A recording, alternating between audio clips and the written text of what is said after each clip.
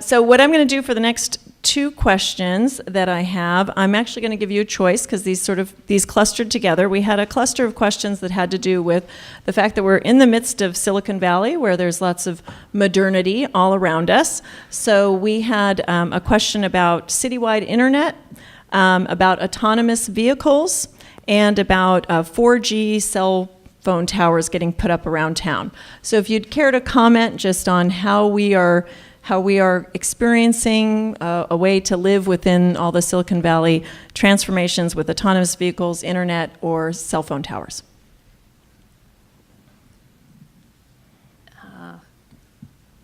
Well, I think we can do a better job with all of them.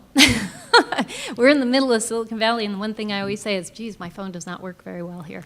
So I think, in general, this population seems to be quite adept at living with the technology. I'm not sure I'm going to get this answer, get the answer to this question. Well, I can ask one specifically. Okay. How do you feel about citywide internet? Should the city be sort of investing in citywide internet? That helps. So I've been to places that have citywide internet. I think there are always concerns about safety with that, so privacy issues. And so I would say, yes, it'd be great if there was citywide internet if the residents actually want it. My sense would be that it wouldn't be used much in Los Altos. Okay, any other? Yes, please, go ahead. Yeah, I'll just go ahead. Pass it down. I don't think I'm a fan of citywide internet. I'm basically a free market kind of person. We do have a lot of early adopters here, and I think we're going to have to confront what we're going to do about the cell tower situation. It's controversial in a number of places. We have one on a pole right across from us. It's very noisy, and so I'm very sensitive to the comments of other people about the possible impact that the cell towers are going to have. I think we really need to dig into what that issue is going to do and how we're going to manage those pressures on our city. And so, oh, and am I the only one who sees at least 30 Waymo cars every day? I'm not sure why they're still going up and down San Antonio, but I'm puzzled. Yeah, and then when there are 3 next to each other, it's also like, how is that helping their right. data? I'm still trying to figure out if they've tested how to get a ticket, because I don't know how that works. Okay, Sean?